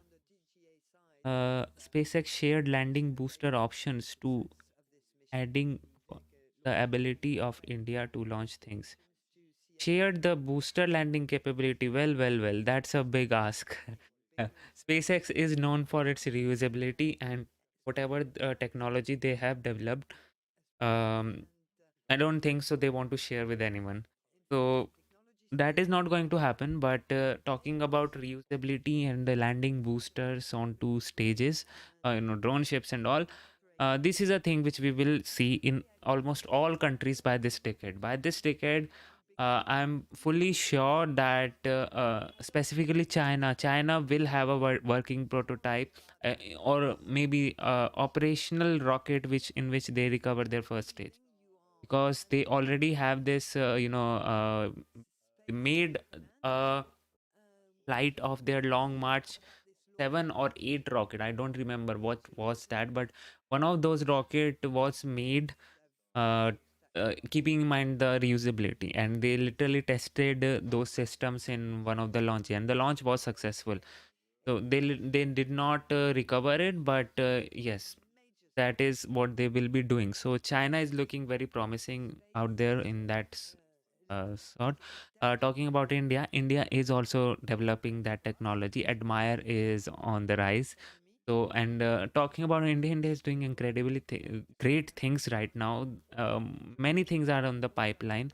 The biggest and the most interesting and unique thing is their TST, or the two stage two orbit, which they are literally working in collaboration with Boeing. I would say Boeing actually, came up to come up to ISRO to ask for the collaboration. They were doing so great.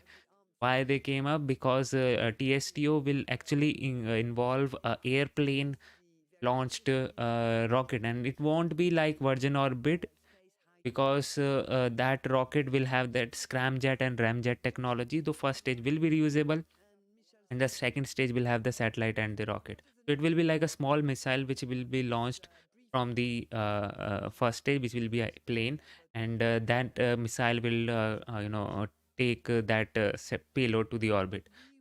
So this is a thing which they are working on, and after TSTO is successful, SSTO is also in the pipeline. So things are looking great there. And talking about landing the booster, yes, after they have fully developed this, first of all, ISRO is working on developing, semi-cryogenic engines and upgrading their launch vehicles, existing launch vehicles, as well as designing HLV and all those things. Once we have that, then we'll,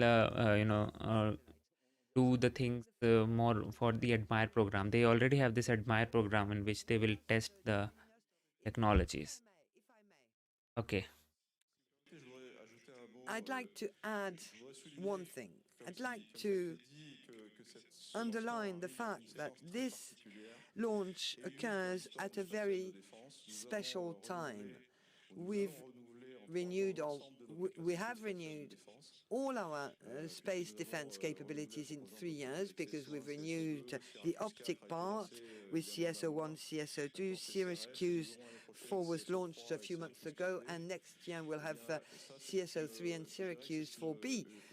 So that's evidence, if need be, it's evidence that the space is a priority for the Ministry of Defense, and that will enable us to have crucial information which are crucial for our strategy. So we turn toward the future because we are working on the successor of CERES. It will be called Celeste, and there was an announcement by the Minister of Defense, and we're still looking towards the future, because the future needs to be built. Okay, thank you very much indeed. It's 7:30 in Guyana. I will let you enjoy the end of the morning, maybe have breakfast. But thank you for being here with us. Thank you, Hervé Grandjean, spokesperson for the Ministry of Defense. I'm looking at my notes, sorry. Philippe Steinlinger, you are defense advisor for the CNES CEO, and Stéphane Rogers for Vega launchers at ArianeSpace. Thank you for being with us, for sharing your expertise all along this launch. I hope we'll have the pleasure of working with you again, because of course defense and space are two key topics.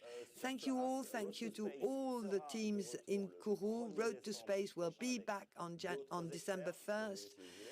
With other experts, other videos for the liftoff of the Soyuz launcher with the Galileo satellite. See you very soon, but before that, let's take a look at the sky. There are things going up there. Okay, finally, you can see the liftoff was actually very great, and you can see that here also. So we just saw the liftoff and the launch of the Vega rocket carrying the CERES satellites to the intended orbit, and we also witnessed the incredible maneuver which it performs just before separating the boom stage, and finally the mission was successful. So uh, that was it for today in case of in this launch. But now we have things to discuss, which we will discuss. So let's have a look at. Okay.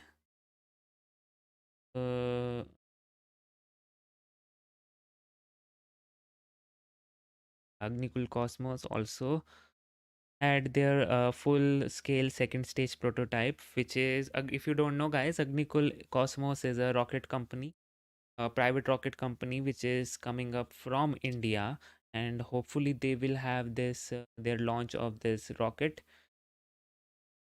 You can see the configuration also, this one, as well as a heavy configuration too. And this is a full scale second stage prototype of the rocket. This will be a electric pump fed rocket, and yeah, everything is looking great.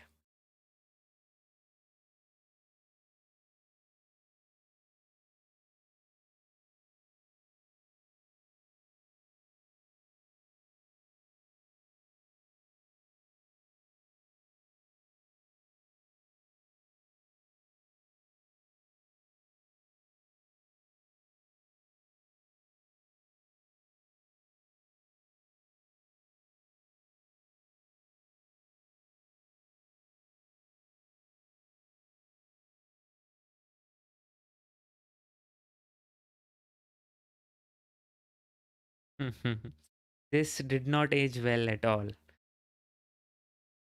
Did not age well at all.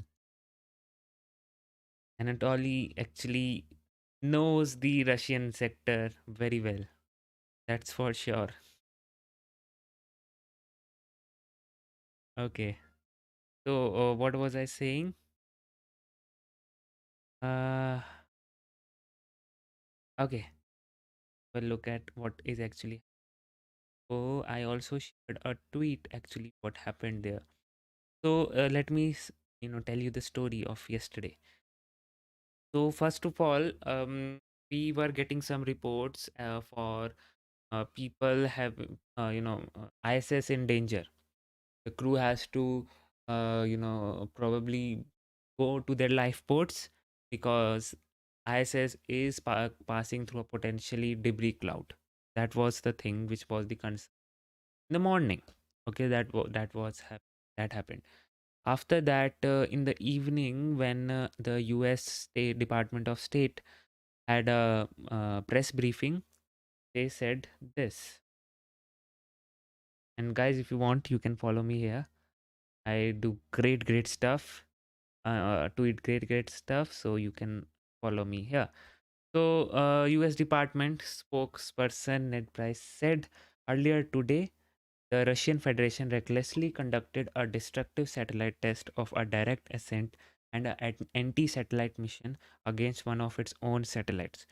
The test so far has generated over 1500 pieces of trackable orbital debris and hundreds of thousands of pieces of smaller orbital debris that now threaten the interest of all nations. This test will significantly increase the risk to astronauts and cosmonauts on the International Space Station, as well as to other human spaceflight activities. Russia's dangerous and irresponsible behavior jeopardizes the long-term sustainability of outer space and clearly demonstrate that Russia's claim of opposing the weaponization of space are disingenuous and hypocritical. The United States will work with our allies and partners to respond to Russia's irresponsible act. Till now, we don't have any thing in what they will do. They can't just simply, uh, what should I say, destroy other satellite. Obviously, they can't do that. So I don't know how they will respond, but maybe some sanctions of some sort. But Russia, they don't believe on those things, so we'll have to see. But yeah, so this is what actually happened. Russia did an anti-satellite test of their old, or you can say a dead satellite, which was in a 500-kilometer orbit. It weighed around 2000 kilogram. It was not a micro satellite. It weighed 2000 kilograms, almost a SUV sized satellite. And they destroyed it. They did an anti-satellite test, and the orbit for this satellite was 500 kilometers. And as you know, the International Space Station orbit is around that, only 450 kilometers around that. So because of that, International Space Station is constantly passing through that debris cloud which it has generated. And many of you are wondering why International Space Station just can't, um, boost do an orbital boost, or maybe decrease the orbit, or do something like that. Why are they constantly passing through the debris cloud? The reason is we only have like 1500 pieces of trackable debris pieces. Okay, we don't even know what else is in store for us, right? As he said, we have hundreds of thousands of untrackable debris pieces, and as smaller the debris piece gets, it becomes more harmful. And if we just do some orbital maneuver for the International Space Station, we just don't know. We might just uh, you know uh, put a hammer on our toe. Maybe we are just passing through a micrometeoroids storm because of that debris which is is caused by the anti-satellite test, because we were not able to track it. And though that sorry, that is a very irresponsible act. I must say that it is a very irresponsible act from Russia. Okay, and I can actually see this thing happening when scientists are saying there, no, we can't do that. into 500-kilometer orbit with such a huge satellite. No, we can't do that. We can't do that. And obviously, I'm 100% damn sure there was a political pressure. They had to do it. Uh, so I guess that actually happened. And this, I am not a fan of anti-satellite test, whether it be from India, whether it from US, whether it be from China and now Russia. I'm not a fan of anti-satellite test at all. I mean, if you really want to, destroy someone's satellite, you can have you. If you really want to have that sort of capability, you can actually just do some sort of other things, right? Rather than just destroying a satellite like that, maybe launch a specialized spacecraft which can tear up the satellite after rendezvousing with it. I mean, those satellites are not carrying any sort of weapons in it, right? So uh, that's just a one suggestion. Why to just go and destroy a satellite? And the problem is, if when one country does that, then like a thing which all other country has to do. And this is like the Russia has done it now, and it is very, very, very bad. Okay, in 2007, China also did some sort of as anti-satellite test similar to this kind, and till now 3,500 pieces of trackable debris remains in orbit.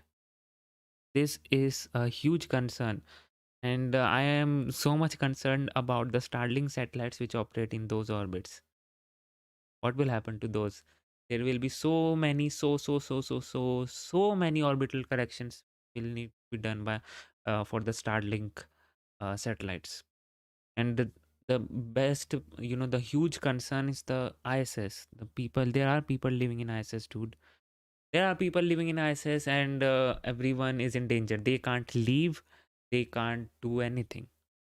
They just, need to be ready to leave the ISS. But leaving the ISS is also very dangerous, because again, you don't know if you will encounter a debris cloud which is unknown to you in subsequent flights when you are leaving the International Space Station.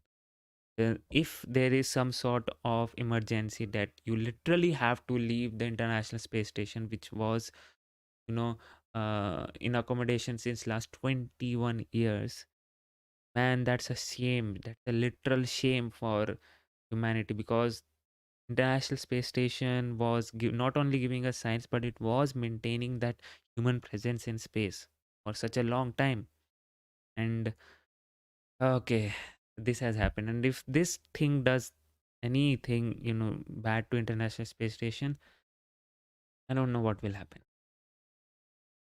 Literally, the cosmonauts are also there. It's not only about American astronauts. Cosmonauts are also there on the station. I can literally see that political pressure has led to this thing. No scientist will approve any sort of test, whether it be from a defense scientist or a normal Roscosmos scientist. Nobody will. I repeat, science works on things which scientists know, and scientists work on those things. Maybe you can say scientists make their decisions on those things which comes out of their study. Obviously, their study would have indicated a potential danger to the International Space Station, potential danger to everyone, every other satellite which is in the low Earth orbit. But nah, you have to do that. Can't see that happening. Okay. Well. And it's like, I think US was the first country which actually had this anti-satellite capability, which demonstrated with this anti-satellite capability. And see, this is like a thing which you need to have. Okay, it's like a nuclear missile. If one country has a nuclear missile, you also need to have it. Otherwise, you are weak. It's like a bomb. When the bomb was first created, it's like a bomb which one country has, the other country does not. And now the other country can easily threaten, one country can easily threaten the other country because they have the bomb. And now for their self-defense, they also need to develop a bomb, that kills a lot of people, but you need to develop it because you need to defend yourself. Nobody will use those bombs, but you need to have them in your armory. This is the same scenario. Now, US did it, Russia did it, China did it. And when China did it, uh, India had to do it. There is a huge political tension and geopolitical tension between India and China. And if China has some sort of space capability, which can jeopardize their communication, military communication, then India had to do it. Otherwise, they will, again, one country has a bomb and it can threaten another country. Similar to that. So, although the Indians and the US one were very well planned, they were in a very low Earth orbit. The satellites were literally micro satellites. Only like from Indian micro satellite, it created around 200 or through 300 pieces of debris, and it happened in the micro satellite was placed in 270 kilometers orbit. This was literally a very small satellite, was not a huge car satellite, and then it just produces those many debris, and then it almost 80 to 90% of that debris pieces is has re-entered the atmosphere. But again, I am not a fan of this thing. This is what you do when this is like weaponization of space. Simply, this is what it is. And in my perspective, in my opinion, space should not be weaponized at all. On this channel, I repeat so many times that space is one sector where unites. Humanity unites. Can realize that, yeah, this is our Mother Earth. There are no boundaries when it comes to Earth. Earth is a single planet, man.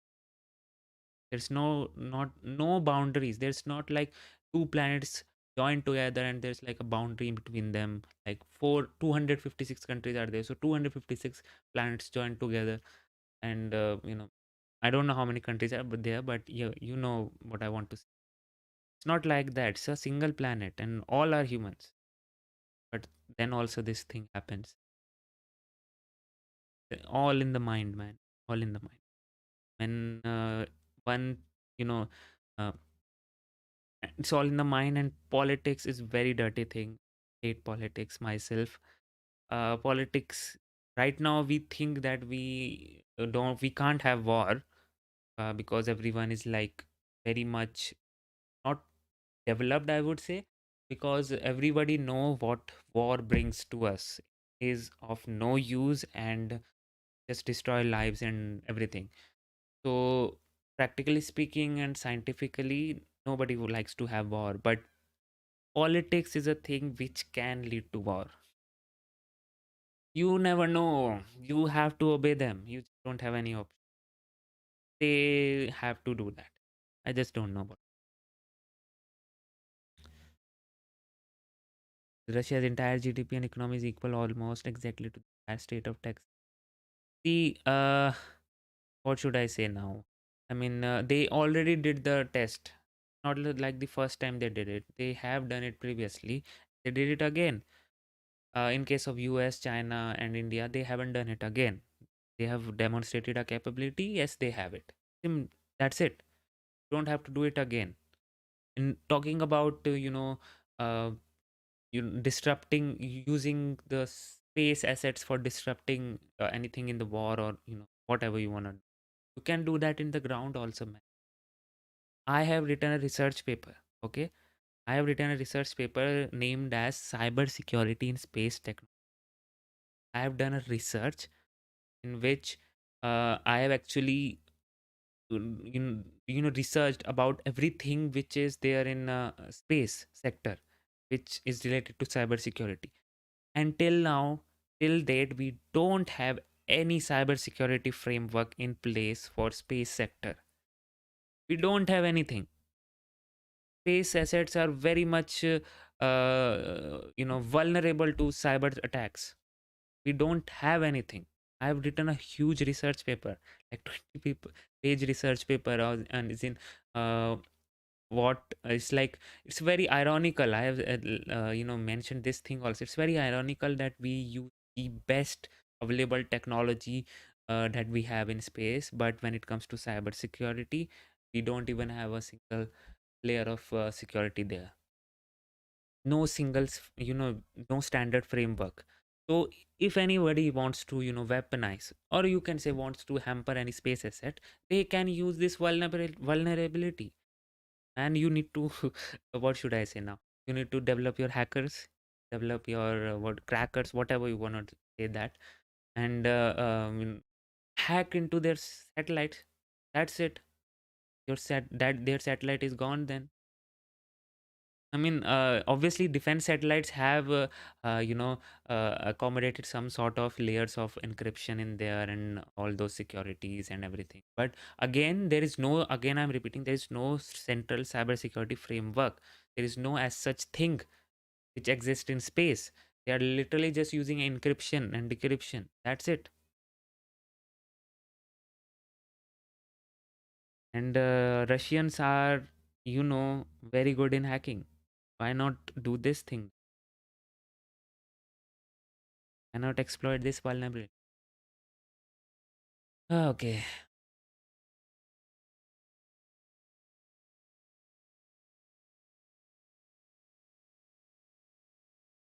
We will have drone robot wars on the moon. Asteroids. Yeah, I know that will happen.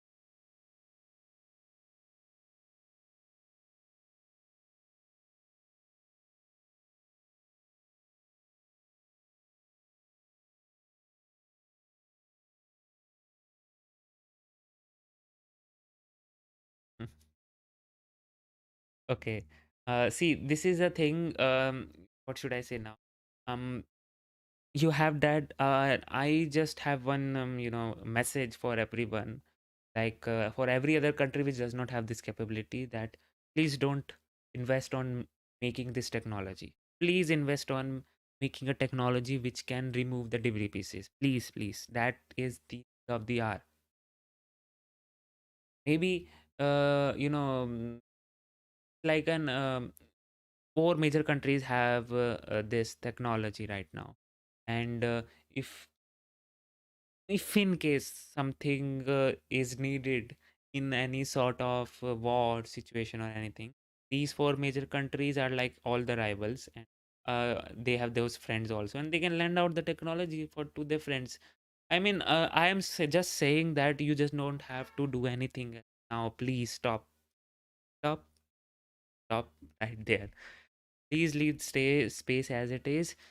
Space is very, very hard to clean up. Literally, nature takes around 11 to 12 years for itself to clean up. There is a thing called solar maxima. Thank God it happens. It disrupts our satellites and communication and everything, but thank God it happens because it actually expands our atmosphere. Solar maxima is an event in which the Earth's atmosphere expands. It is not really, limited to 100 kilometer. It rises above that, and because of it, since the atmospheric size increases, the drag also increases in those altitude, and because of that, those debris pieces can get deorbited. Nature has its own way, man. Nature has its own way of doing things. Really, do you even imagine, like, literally they have this phenomenon. Nature has this phenomena that they will clean up the mess which we have created. Like, they predicted this thing that we will be creating a mess, and they'll have to clean up. Nature somehow find some way initially, but exploiting that thing is a big blunder for us. Last time the solar maxima happened, it was in 2014, and the next one is predicted in 2025. So we can expect something, but obviously that is not a solution for us. Though solar maxima is also not very much effective, but it's a thing which is, why not let it happen. Okay. Yeah, invest on the technology which can clean those things, please. That's the need of the hour. That is a thing which is the only thing which can prevent our humanity from Kessler syndrome. But because once that happens, you are doomed. You're literally trapped in Earth. You can't go outside. You just can't go outside. If Kessler syndrome happens, you can't go outside. You are trapped inside Earth. Just can't leave the Earth. Whenever you try to leave the Earth, you will be bombarded with every other particle and you will die. You don't want that to happen. You are just trapped Earth with no help from outside as well. Also can't do anything. Don't want to rely on those situations. Seriously, I'm very much concerned about this thing that we are growing so many. We are actually launching so many satellites in space. Satellite constellations are coming. Okay, we are developing, and the result of development, these things need to happen. I'm completely fine with that. It's like if you need some development, you need to cut trees. To make cities, you need to cut trees. You need to cut forest. But again, there's a limit to that. There's a limit, and there is some sort of management in that. That this part will not be cut. This part will remain as forest. This is the thing which you have to play with. So if you are right now, there is no as such thing in space. Space for is like, what should I say now? For satellites, is like anyone can launch anything, and uh, literally any amount that they want. This is what is happening right now. There is no as such restriction as in what how much amount they can want launch. If they want to launch above this amount, there anything management, or you can say things that needs to be placed on a satellite. If they have to launch these many, like active propulsion system, a size which is not too big, um, and the orbit which is near to the Earth, some sort of things like that. There is no as such things like that, which is what actually concerns me. There is no debris management. There is no debris controlling technology. Everything is development stage. And first of all, first step is always the management thing, which you can do it in ground. You just need to gather some people and make some policies. I know it's a hard part. I'm saying like that, but developing technology and doing those things is a real hard part than that. Obviously, please start with debris. Have some international treaty in which you launch if you want to, just treaty. Just say this thing: if you are launching a satellite from a country, you need to sign this treaty, and that in that treaty, it simply says the rules of the debris management. That's it. Every country has to follow it. And if somebody does not, you are not allowed to launch in space. That's it. As simple as that. No, I'm not a policy person, but some suggestions, right? Okay. Is there a launch left for ISRO? Not in this year, I guess. Maybe in the next January, February year. It's been a okay. I've talked enough now. I don't know. This was a thing which I was very sad to hear about yesterday. I literally want to, what should I say? Talk about this thing with you guys.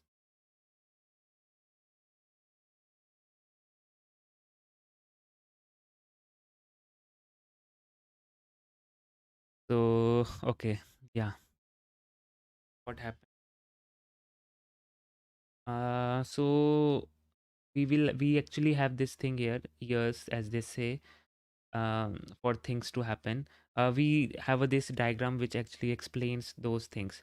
So, 10 kilometers aircraft, Solaris break off at 95 kilometers. In 150 kilometers, it takes around hours for the things to get deorbited. At 250 kilometers, weeks for it to get deorbited. And ISRO actually conducted their anti-satellite test in this region, in weeks region. Yes, that's why 90% of their debris particle is are removed. And then what Russia did, this Russia actually conducted their test here in years, and because of that, they conducted it here, and the particles just flew off in every direction. The main part was that they conducted this test on 2000 kilogram vehicle. And because of that, we just don't know how many particles have gone above in this thousands of year region, or decades or centuries. Years is also good, but we are talking about years when you are talking about a one cube satellite. I think this is what they want to say. Like the scale is like a one cube satellite, which is 1 centimeter by 1 centimeter, and obviously debris particle is way less smaller than that.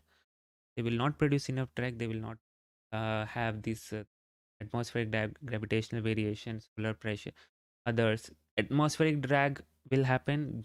I think is the only major thing which can degrade it. Gravitational variation for smaller particles, no, nothing. Solar pressure will help, but solar pressure will only happen when solar maximum is there. So again, we are doomed for years now, maybe decades or centuries. Some particles are there. We just can't do that, and the particles are so small that we can't even track it. And talking about the smaller the particles, I have this thing also. This is what happens to aluminum hit by a 14 gram, just a 14 gram piece of plastic going at orbital speed. You see the damage? This is a 17 centimeter thick block of aluminum at orbital speed of a 14 gram plastic piece. There are like, it was a plastic, and there are like thousands, hundreds of thousands of those pieces roaming around in orbits right now. We don't even know when one can hit another one. So yeah, the thing we learned about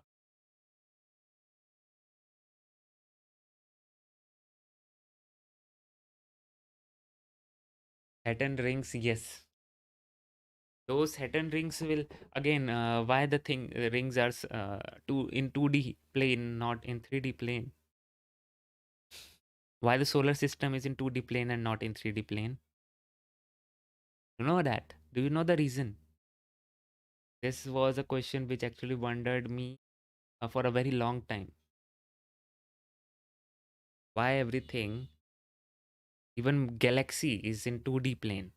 Almost, not like a spherical sort of a thing, like a plate, almost a plate. Saturn rings are is also a plate. Why you don't see the planets, the moons orbiting a planet in a polar orbit? Why? Can obviously, if the things how they form, they can also move up to polar orbit also, but does not. Why it does not? Well, that's a topic of another discussion, but yes, Saturn rings will happen once the Kessler syndrome is done. Then after thousands of years, everything settles, and then the those rings will form. But we'll have to wait and see. Gravity and spinning. Actually, the thing is, if I sum up real quick about why we don't have a 3D structure, it's like actually that 3D space of z-axis is gets cancelled. When the thing moves up, it also comes down. Because of that, it cancels. That's a very lame explanation, but you have got some idea of what I mean to say. In a 3D plane, that up and down is gets cancelled, and that's why everything remains in a 2D structure. That's a very simple answer which I have said. A lot into it, but sums up really well. Okay, so I guess, guys, now I can spinning magnetics over time. Yep, eventually settles. Yes, exactly. So I guess that's it for today. I hope you liked the stream. I know I talked a lot about this ASAT test because I just don't like it. There were many, what should I say, people when those satellite tests were done, uh, they were happy about it. For every other country like India, US, China, I was the person who was not happy about it. So yeah, as Starship Boy, yes, you are kinda late. but we have discussed about those things which I had in my mind. So yeah, I guess now we can leave, and hopefully tomorrow also we have another launch. Rocket Lab Electron is launching tomorrow. If it does launch, it's still to be confirmed state. So we never know if it slips. Okay, it has already slipped. It has already slipped to 18th November. So we'll have to wait now. And Astra is also there on 19th November. These are two rocket launches which needs to be confirmed. Other than that, with the rocket launch which is fully confirmed is a DART mission, which we are waiting for so long, will happen on 24th November, and everyone is invited, and we'll have a very detailed rundown of all the things you need to know about double asteroid redirection test. So yeah, T stands for test. Okay.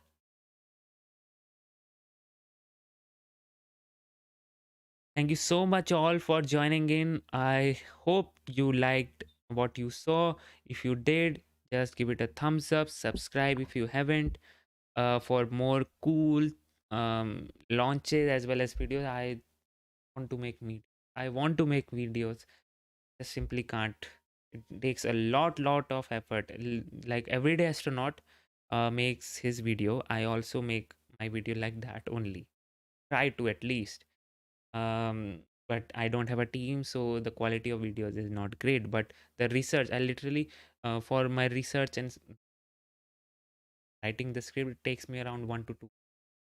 After that, production happens, everything. But is that's the reason why I'm not. There's a script already which is in making, but I'm not able to finish it. Is a thing. This year is not very much. What a year which is not which is a busy one for me. So yeah, let's see. Okay guys, we'll catch you soon, hopefully for Electron launch on 18th of November. Let's see if Astra also pulls out one, but we will definitely meet on 24th November for DART mission. Thank you all for joining in. Really appreciate you, and thank you so much. And hopefully we'll see you again. Until then, this is Pianshu Roila. You just saw Rocket Gyan. Stay safe, stay healthy, and bye.